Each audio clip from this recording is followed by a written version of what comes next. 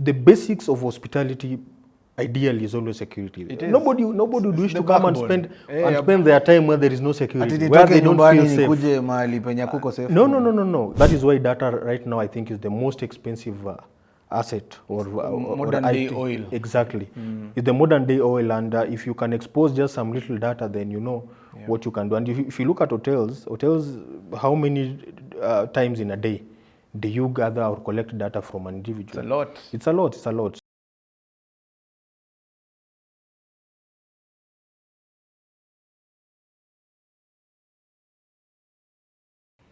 We've been wondering what happens during holidays, and normally we go to hotels, we book Airbnbs, we decide to go have a staycation from time to time.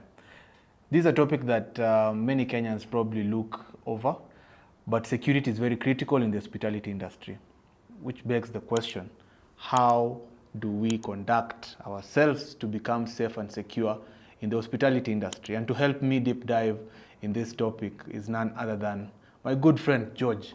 George. Thank you. Karibu sana. Asante sana. Tell us about yourself and a little bit about this topic.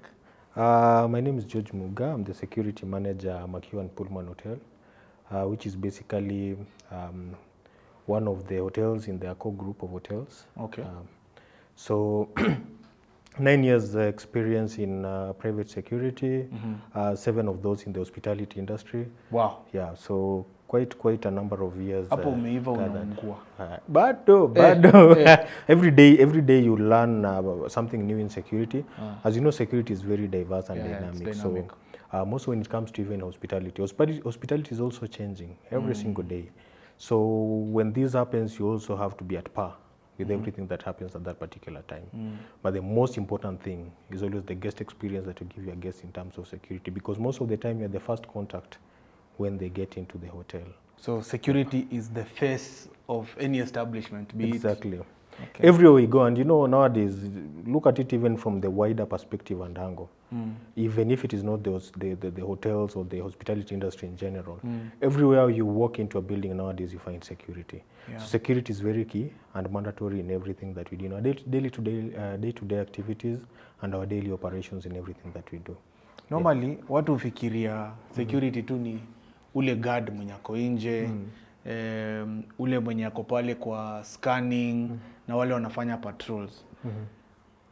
In my own opinion, I believe security, and especially hospitality, iko na a lot of things involved. Yeah. In fact, squeeze ukiangalia, we have moved from that notion and aspect of guarding. Mostly in each and every building you walk to, and I'll tell you from my experience in hospitality security more, because that is where I've based and established more. Yes. I'll discuss more in that angle and area. The officers whom you meet at the gate, they are not just guards. They are safety and security officers. Wow. Now, when you speak about safety and security, number one, what is safety? You know, safety, these are the precautionary measures that you take to protect yourselves or even your guests and the property and the image of the entity that you work in. If you look at the hotel industry nowadays, things are shifting. Nowadays, if you look at the risks and threats that people are dealing with in some years to go, just a few years ago, right now, it is very dynamic and things have changed. A great deal. Yeah. So safety and security, these are two things that you have to understand, because they're not the same thing. When it comes to safety, these are the precautionary measures that you put in place, the policies you put in place, the trainings you put in place to ensure that everybody understands and knows what is required of them. Safety ideally deals with unintended threats, but security deals with the intended threats. And safety mostly is internal. Security mostly is protection and defense from anything intended from out that would ideally harm the property, individuals. And you know, the most important aspect that we deal with every single day is protection of life. Number one, before any other thing. So those officers whom you normally meet at the point of entry, they are not just guards. They are safety and security officers. So that aspect is one aspect that each and everyone have to understand. Now, if you look at the hospitality industry, it is a bit different, because this is a situation whereby you are dealing with a guest who's traveled miles away to come and enjoy their stay in Kenya, or even the local guests who've come. They have left the comfort of their home to come and get a different experience from a hotel industry. Now, this officer who meets the guest at the point of entry, number one, he has to ensure that there is top-notch customer service that they give to the guests. Just a moment. Yes. When you're talking about now this, the security personnel or security officers at the entry point, Yes. you've talked about things that are very critical because probably there's somebody watching out there and probably they're looking at being into hospitality security. Yes. So they're not just ordinary security officers. Yep. They have gone through training on first aid, training on customer service. You've named a lot of items. So how do you go about in your selection now that you're the one in charge? How do you get to select that team for that particular, establishment, that hotel? What do you look for? Basically, what I normally am interested in so much is the personality of an individual. Okay. Because that is very key to me, because once you get that right, this is somebody who can be open-minded. And in security, there's one basic component and requirement and item, which is discipline. Yes. If you're not disciplined, you can't work in the field of security. True. So number one, I have to get somebody who's disciplined, somebody who is open-minded. And number three, I normally so big in access control. So if an officer can prove to me that the three are items that he or she is not going to have problems dealing with, then off we go. They stand a high chance. Off we go. Because basically, you get somebody as long as the qualities are there and the passion is in them, it is easier for you now to develop them to who you want them to be. Okay. And that one now comes in terms of the training that you give them. Because I've worked in different entities in the hotel industry, different brands. The largest being Accor, and my many years has been in Accor, starting from Movenpick, now here at Mercure Hotel. Now, the basics that I discovered in all the officers whom I work with is number one, the moment you discover one has passion in security, you can always put into them whatever you want them to be, and they'll become that. It's called imprinting. Exactly. And once you have done your training has to be tailor-made to the traditions of the entity you're working in. Yeah. Because the traditions that, let's say an entity that I've worked in like Movenpick doesn't have the same traditions as Mercure Hotel. Okay. Mercure Hotel is locally inspired. Everything that is within Mercure Hotel is locally inspired. Yeah. So you would find that the moment you get the traditions right within the entity first, that one coupled now with the basic training that the officer has got from their private training academy, then now you incorporate now the hospitality security training in it. The three pillars, you will find that you'll have very, very good officers that would actually deliver. It's very crucial and important. Yep. Mi huangalia security from, especially with corporates, na iangalianga from a different angle. Yep. I look at it in a way that, there's something we call enterprise security risk management, whereby yule security officer ama security personnel mwenye ako pale ni kama stakeholder. Yep. We are moving away from ile rigidity ya security iko tough, iko nini, but it's more of an enabler ya biashara. Yeah, That's what I tell people. Exactly. If you look at security, and it's a very sad perspective that at times security is given as a consuming department or as a department that doesn't generate revenue. Yeah. But ideally, if you look at security, you'll always find that these are the business accelerators into the hospitality industry, because the basics of hospitality ideally is always security. Nobody would wish to come and spend their time where there is no security, where they don't feel safe. No. Kila mtu kila mahali unaingia, hata iwe ni mall, iwe ni wapi. And also in hotels, you are spending your money. You have not come here for free. Yes. You've come here to spend your money so that you enjoy the hospitality around. It is more of the feel that you have within the entity. So if that person who is at the main gate doesn't become part of it, they are stakeholders. They form part of the guest experience, and that is where the guest experience starts within the property. Yeah. Of course, the guest experience will start maybe from the transfers from the airport up to the point whereby they reach the hotel. Yeah. But by the time they reach the hotel, where do the experience start? The experience starts from the main entry whereby they meet the safety and security officers. Okay. So basically, they are stakeholders, and they are very, very key and important people in the chain of guest experience up to the time the guest checks out from the hotel. And even when the guest is checking out, the experience that the guest still gets while they exit the hotel, that one will tell you a lot on what they've felt around. Okay. Because impressions, whatever you feel lasts longer than any other thing. Exactly. So it is very, very key that the security officers at the gate and the security department in general is normally treated with a lot of dignity and yeah, sure, very, very, very important. Another critical issue that I want us to dive in, definitely ukiwa kwa kazi, kila kazi iko na changamoto, but before we go to the challenges, I want you to take us through now your experience dealing with different kinds of clients who come to the hotel. Before now we go to the challenges that you faced in the industry. So first of all, you have to understand what kind of a hotel are we working for? What kind of an entity am I working for? Yeah. Because the kind of guests that we receive most of our city hotels is so different from the kind of guests that resorts would get, that hotels in the coast would get. Ideally, in the city life, you'd always find most of your clients are business clients. So the moment you first understand that, what kind of a clientele do I deal with in my hotel, that one forms the basics of how you have to pass down your experience to them and how you treat them and the rest. I'm not saying they have to be treated differently, but of course somebody who is coming on business and somebody who is going on leisure, then there are some also who are doing business and leisure at the same time, is so different. So you have to actually tailor make your experience to suit their needs within where they are working. Now, what challenges do we normally experience at times? Yeah. I would say that the challenge that we experience, number one, is people not having that sense of security in them. Anytime you are going anywhere, forget about the security of that place. You as an individual, how safe do you keep yourself? And you see, nowadays, you can only expose yourself more to vulnerabilities based on what you expose, would say there, or how you carry yourself. Very crucial and very key. If you're coming into a hotel and you are having very expensive things like the jewelry and the rest, there are measures that have been taken that you have to ensure that when you are within the hotel, you as an individual, first of all, you take care of your security before any other thing. So the hotel will put measures that are required, but you as an individual also, you have to ensure that you have a responsibility to ensure that yourself you are safe.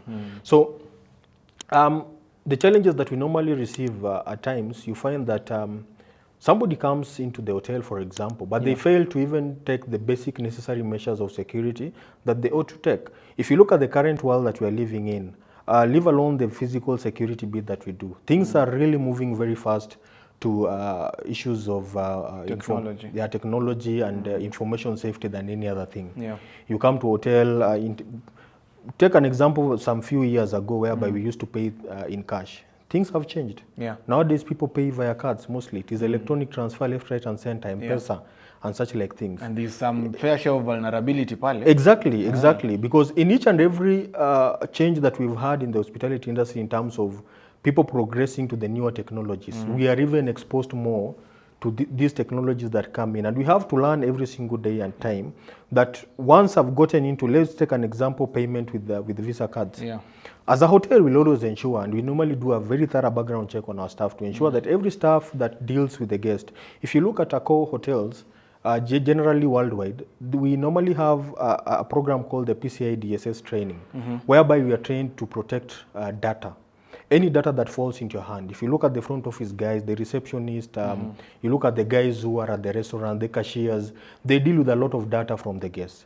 So if our staff themselves are not aware of what is required of them to then actually they become a conduit to the vulnerabilities that we are having. So number one, we also always have to ensure that we deal with that.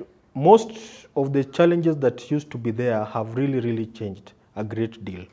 Right now, the most important and crucial element of threat that we are dealing with and challenge we are dealing with is protection of data.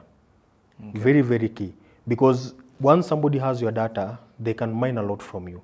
And that is why data right now, I think, is the most expensive asset or modern day oil. Exactly. It's the modern day oil, and if you can expose just some little data, then you know what you can do. And if you look at hotels, how many times in a day do you gather or collect data from an individual? It's a lot. So those are the major challenges that we deal with. Of course, there are those challenges that will always be there, the terrorism challenges. Those are things that will never go away easily. And people will always take any slightest advantage at any given point that they get to deal with it. Look at hotels, and hotels are very funny at times. At times when you're so busy, you'll always find that eyes are everywhere. Yes. So things won't happen as much. Yeah. But when it is quiet, that is when you find it's a slow day, things are moving slowly, the operations are slowly. That is when you realize that there's a lot of vulnerability, because that is when now people know that, okay, guys have also slowed down in the operations, so everybody is not so keen with what is happening, and quite a lot happens during that time. So these are times that as a safety and security officers, most of the time I normally tell my guys, and myself, I'm always very, very keen. In security, there are no chances and there are no assumptions. Yeah. So at no point should you ever let your guard down, no matter what happens. Treat dummy as live. As live, any day, any time. And that is why when you normally train with a dummy, you don't treat it as a dummy at any given point. It's live. It's live. It's live. Yeah, because ideally, there's situations that we normally train or experience. Those are the kind of things that give us real-time experiences. So anything that you see anything, report everything. Yeah. See something, report everything. I've seen you know, like I listened to somebody still as a security person, yep. and they were talking about the challenge they face when they are trying to vet items, yep. especially from clients who want to come. Yep. So probably you can tell us how you know, I can be able to, you know, I want to come to your hotel where you're the security in charge, and I come and I'm carrying items that probably the hotel does not allow me to carry. But this stuff that I have is probably of sentimental value to me. But because of the kind of policies that are in the hotels, it becomes restricted. How do you handle such kind of cases? Probably somebody comes na kona pet, for example. That happens a lot. There are those hotels that allow pets, there are those that don't allow pets for obvious reasons. Number one, the kind of guests, these are very, you know, you meet people of all walks of life. You might find somebody who is allergic to pet fur, somebody who is not, there are people who also just naturally don't like pets. So all these guests are people who you are supposed to accommodate at the end of the day. Okay. So number one, it starts from all the booking avenues. We have the online bookings, the walk-in guests. You have to tell them in advance your policies that you have in place. But then most of the times, policies will always lean towards the majority. But then we'll also have policies that accommodate even the minority. Yeah. But then get an example whereby you are having a situation whereby 90% of your guests maybe are not comfortable, because ideally, you know, at times cultures are different. And we're talking about the pet, and then we'll talk about any other item that might also be a challenge in terms of even accessing to the hotel. Now, you have to accommodate all the guests, and it's normally a challenge, by the way, at the end of the day. Somebody comes and they have, if it is apartments, no problem. Apartments have, and by the way, you know, hotels. There's a difference between. Yeah. All of them fall under hospitality. All of them fall under hospitality. Okay. And if you look at somewhere, I want to give you an example of somewhere I've worked in, and it's a perfect example for that. If you look at Movenpick is a kind of a situation whereby it has a mixed hospitality environment whereby there are apartments and there is a hotel. Okay. So it's Movenpick Hotel and Residences. Okay. So the residences now have the apartment side. So and more then, like Airbnb. The apartments are, what do you mean by the apartments? Is it for, you know, like Airbnb way, or is somebody who's just renting and living there? Apartment is renting and living there. Okay. So you find it, mostly there are long-staying guests who would stay for a year, 3 months, but not ideally short periods of time. So the rules that govern an apartment are so different from the rules that govern a hotel. Why? If you look at the setup of an apartment, it's a completely different setup from hotels. Hotels, we have rooms, same corridors and the rest. Apartments are more open. So you'd find that in apartments, it's easier to get, the laws with the pets and the rest are a bit loosened. They're not so tight and strict as hotels. With hotels, it might be a bit tricky. One, with the setup the way it is in itself. We have carpets in the hotel. You look at it, it's maybe just that room the way it is, but for apartment there are several rooms. You have a very big balcony whereby unaweza weka carpet kako hapo nje. So these are some of the challenges, but all the policies that are normally drafted and crafted for hotels normally go with the guidelines, with the legal laws that are there, both local and national laws that are there. So it is very difficult to find that there is any law that or policy in the hotel that has been drafted that does not go in line with the local regulations and the national regulations. Okay. Yeah. So what about now? I read in the papers. Yep. So let's say you're working. Wewe umeenda tu job vizuri, umesema leo ni siku tu kama ingine. Then mtu mwenye anafanya mambo ya room service. Yeah. Akuja kuambia kwa one of the washrooms amepata nini? Weapon. Yeah. How can you handle such? Number one, that area becomes a crime scene for me because bunduki huwezi jua imetoka wapi, kitu ya kwanza. And you know, gun laws in Kenya, there is a Civilian Firearm Regulation Act which guides civilians who are having firearms on how they need to conduct themselves and how they need to take care of that firearm that they are having. Because a firearm is one very tricky item. You and I know from our background how these things at times go. And for you to be given a firearm, we are speaking from a civilian firearm aspect first. Yes. For you to be given a firearm, you must have been vetted. You must have gone through psychological tests, through background checks through the DCI. So there's quite a lot of background checks done, thorough vetting done before you get that firearm. Okay. So it reaches a point whereby, because if the firearm is supposed to protect you, and if you mishandle it, then it will also become a tool that would actually harm you. Now it becomes a threat to you again. Yeah. So ideally, before you are handed over a firearm or you are given a firearm license and have been vetted and approved to hold a firearm, you must have gone through all this vetting, and you must have passed. So a situation whereby a firearm is found inside a toilet, because this is something that was there in the papers a few days ago, that was carelessness. That is carelessness of the highest order, because number one, suppose this lands in the wrong hands, what happens? Yeah. And that is why in every entity I've always worked, I normally have a civilian firearm policy that guides clearly when you come to any hotel, and I know this applies to all the hotels in Nairobi. Yeah. Anybody who comes with a firearm into the hotel, you have to register the firearm. You have to declare it. You have to declare it. So there's always a registration form for it, and there is a policy that guides you on how you need to handle that. And that policy is also crafted from the Civilian Firearm License Act. Okay. So all the procedures and processes that you need to be following when you're having the firearm. It's supposed to be concealed, it's not supposed to be exposed, it's not supposed to be handled carelessly, like that case that was exposed, you know. And it's supposed to be either on your body or in a safe inside your house. Yeah, or on your site. Yeah. So if it is not in your site already, that one alone draws red flags. You're not supposed to be handling it. Yeah. If you look at the police, of course the police are trained, our boys in uniform, and I really, really have immense respect for those guys in uniform. Yeah. It is very rare and difficult to find anybody in uniform mishandling a firearm. No, they can't. It is because they know the repercussions, and you know, and they have been trained, and this is their daily life. So most of the time, you'll always find these mistakes come from civilian firearm holders. No pun intended, but at times the way we normally handle things is not the right way.